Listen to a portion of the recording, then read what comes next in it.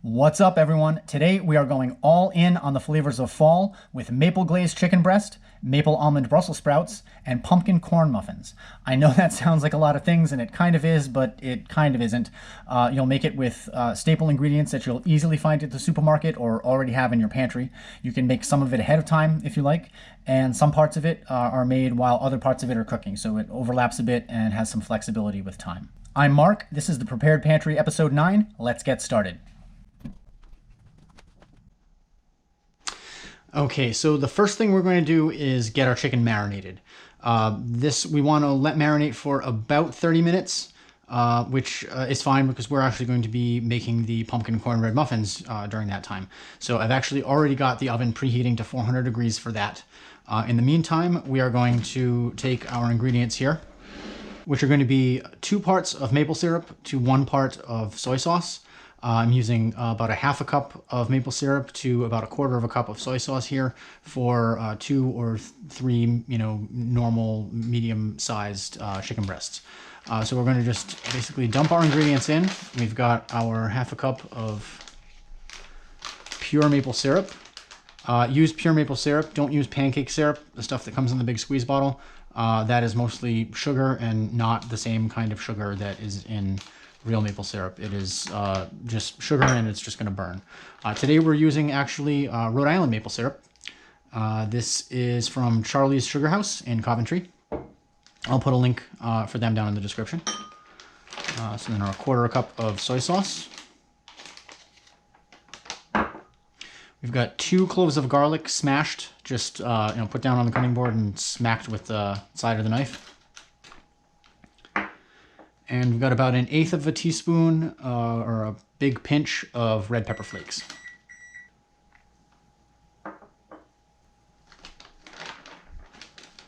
Okay, I just want to get this mixed with my hands.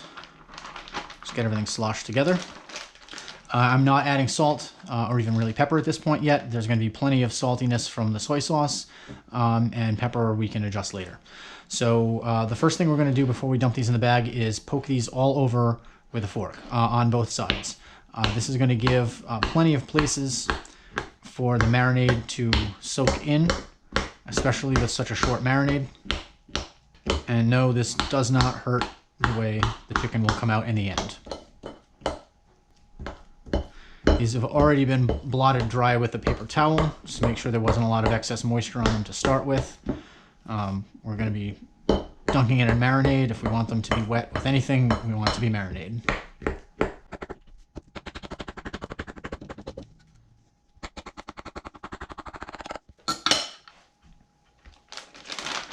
These are going to go into the bag.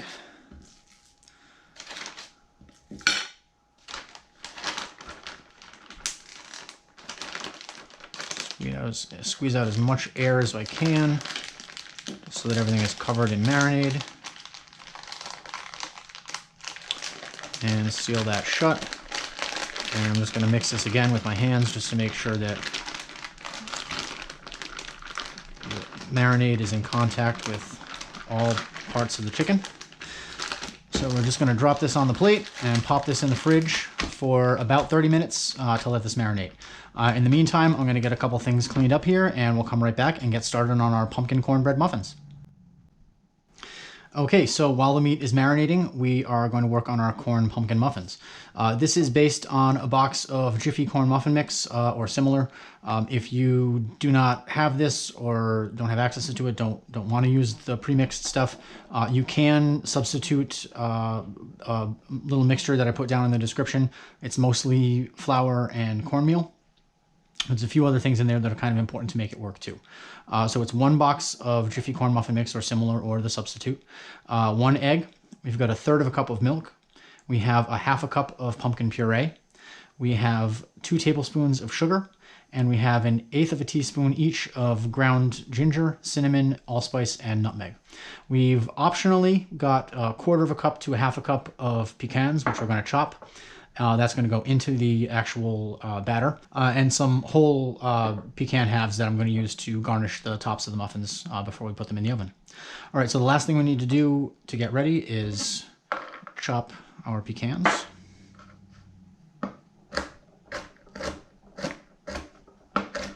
while I do this, I just want to take a minute to thank you guys again for your continued support and for watching these videos and giving them a thumbs up. Also for subscribing, for those of you who've subscribed. If you haven't, you can click the red button at the bottom or the watermark over in the corner. And when you do, just make sure you hit that bell icon so you get a notification every time I have a new video out. So a rough chop on these should be just fine. Now I know this is the second sort of big fall recipe we did. I'm not sure if you happened to catch the lasagna episode we did last week, the pumpkin spice lasagna. If you didn't, check that out.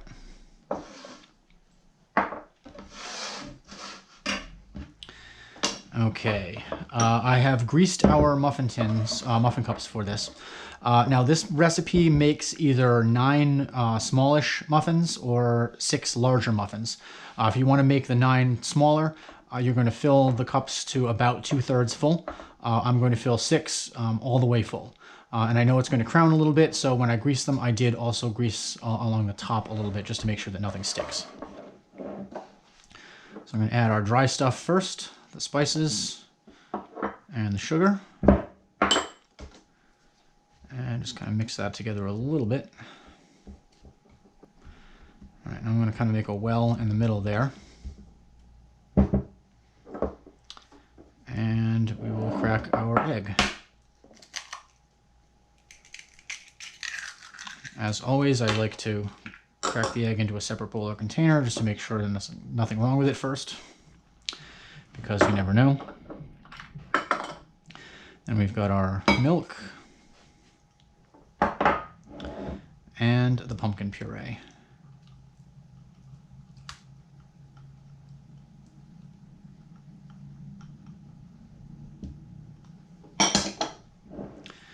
And we're just going to mix this until it is thoroughly combined into a batter.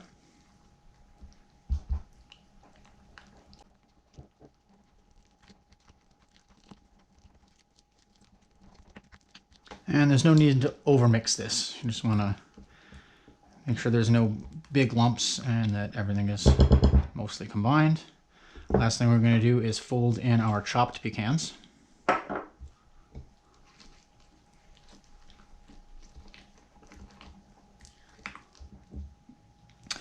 Okay, let's fill our muffin cups.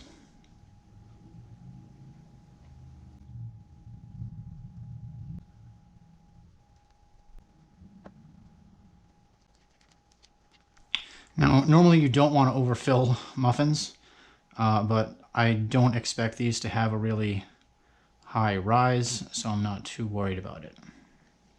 In fact, I'm kind of making mine just 5 supersized muffins.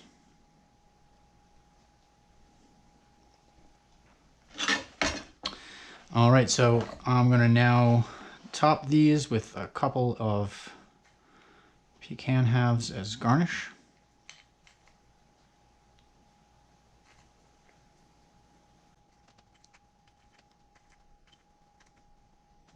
All right, so these are going to go into a 400-degree oven for about a half an hour. I'll probably check them in about 20-25 minutes. A toothpick inserted in the center should come out without any wet batter on it. A few, moist crumbs are okay. We'll pull them out, give them 5 minutes to cool in the tin before we pop them out and let them cool the rest of the way, or just serve them warm as they are. So these will probably still be warm by the time our chicken is ready. But if not, we can always pop them in the microwave or just pop them in the oven at a low temp for a few minutes. All right, so we'll come back to check these out and then we'll start our chicken. Okay, so our pumpkin corn muffins look amazing. They took right around 20 minutes, pretty much on the dot, and let them cool for about 5 or 6 minutes before I pop them out, and we're going to just let them cool the rest of the way. When I pulled these out of the oven, I also lowered the temperature to 350 for the chicken. So we're going to set these aside and get our chicken in the casserole to start baking. Okay, so now it is time to get our chicken in the oven. Could not be simpler. We're going to just lay them into the casserole dish.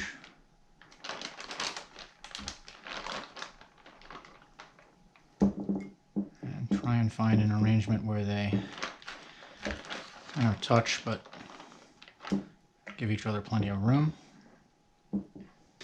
Okay, and I'm going to pour the leftover marinade all over them. Now this is going to go into our 350-degree oven for about 20 to 30 minutes, give or take. I'm going to put a probe thermometer in these to make sure that I know how they're cooking, but we want to make sure that they reach 160 internal. We'll take them out, give them a few minutes to rest. When I think these have about 10 minutes or so left on them, I'm going to come back and we're going to start on our Brussels sprouts. Okay, so with the chicken cooking away, we are going to get started on our Brussels sprouts. I'm guessing that there's about 10 minutes left and the chicken's going to have to rest about 5 minutes before we cut into it anyway, so should be plenty of time to do this. So I've already trimmed my Brussels sprouts. I've got about a half a pound of Brussels sprouts. You can, of course, with all my recipes, you can scale these up, but I'm doing this primarily for 2. I'm doing the whole 3 chicken breasts, knowing that I'm going to have some leftover chicken breast for tomorrow. It makes great sandwiches. So for our Brussels sprouts, we are going to need 1.5 teaspoons of maple syrup, 1.5 teaspoons of sherry vinegar. Red wine vinegar will probably work just fine. And we've got 2 tablespoons of smoked almonds. We're going to chop those. The Brussels sprouts I've already prepared, trimmed, pulled off any kind of wilted or, dead leaves on the outside. Smaller Brussels sprouts are better. They're going to be sweeter, more tender. I don't tend to love Brussels sprouts myself, so when I do make them, I try to maximize all of the reasons to want to eat them. So we're just going to cut these in half, from the root across so that they hold themselves together. And actually first I'm going to put a little bit of oil in a cold pan.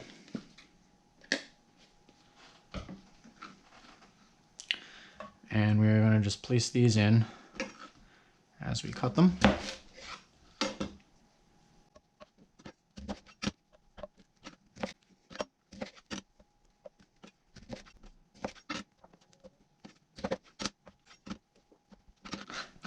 If ever there were a way to prepare Brussels sprouts in a way that people who don't like Brussels sprouts would like them, this for sure is it. So the last thing we're going to do is chop up our almonds.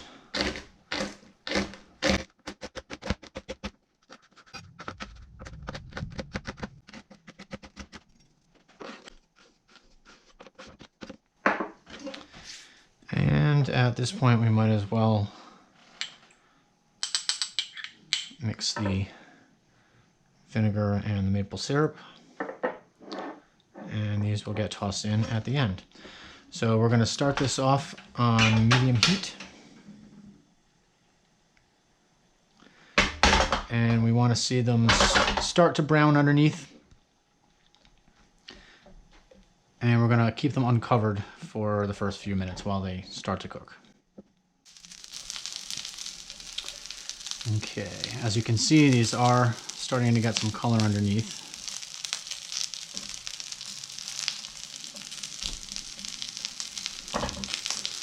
I'm going to drizzle these with a little bit more olive oil.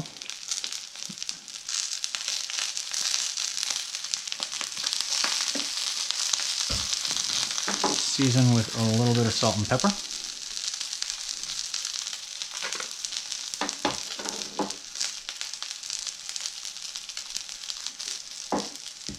And we're going to cover this and let them continue to cook for about another 4 or 5 minutes on medium heat. We just want some good color developed on the bottom and for them to be bright green and cooked through. Okay. These are looking pretty good. Oh yeah, that's beautiful. All right, so just want to cook these for a couple minutes more uncovered until a knife slides in and out easily, and we'll know they're done.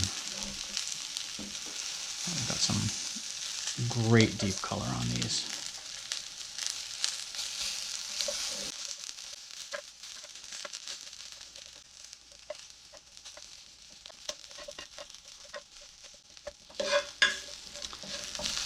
Okay, we're going to kill the heat on this now. And we want to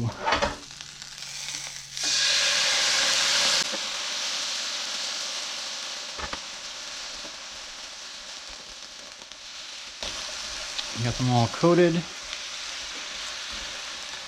Okay, we're going to cover these and set them aside to stay warm. And when we're ready to serve, we're going to just toss them with the almonds. Let's check on the chicken. I'm pretty sure it should be ready by now.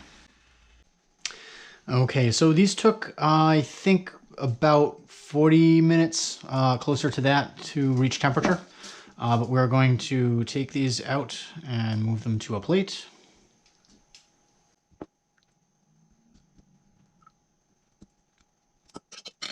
And we're just going to cover this with foil and let it rest for about 5 minutes, and then we are ready to eat. It is finally time to eat. Grab a chicken breast. While this was resting, I strained the cooking liquid, the marinade turned cooking liquid, through a fine mesh sieve just to get rid of some of the gunk. We are going to toss our almonds with our Brussels sprouts.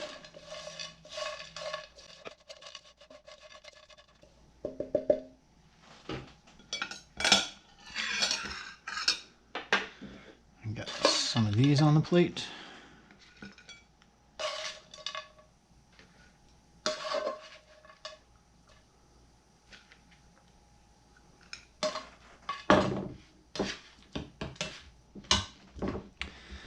And of course, a corn muffin, pumpkin corn muffin, with a little bit of softened butter.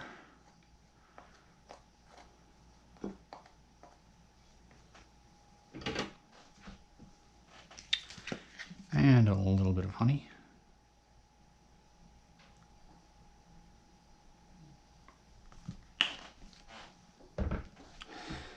And let's see how we did with the chicken.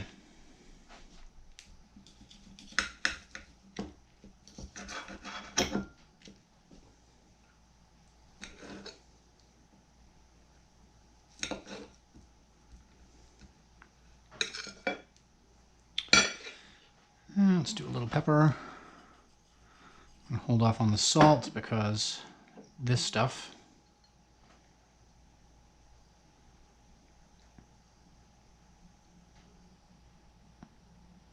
remember, a good portion of this is soy sauce, so go easy. Let's dig right in and try the chicken.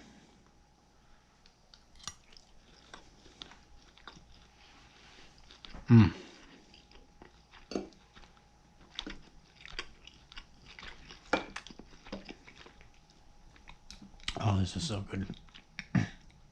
The flavor is like all up in there. Maple. I'm not sure if it's the saltiness from the soy sauce, but something balances that maple syrup really nicely. I mean, this is delicious.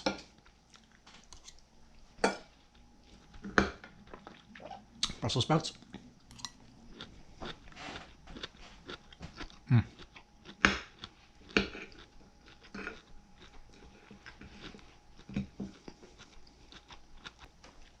The smoky flavor and a nice little bit of crunch from the almonds. Nice and tender, sweet. The maple gives just a nice amount of sweetness. It's not overpowering. You taste the maple in the chicken much more. Here it's just a little bit of a sweetener. Try out the pumpkin cornbread.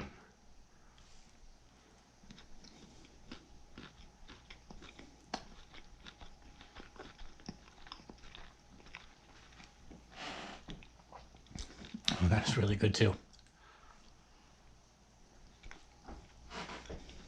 Wow.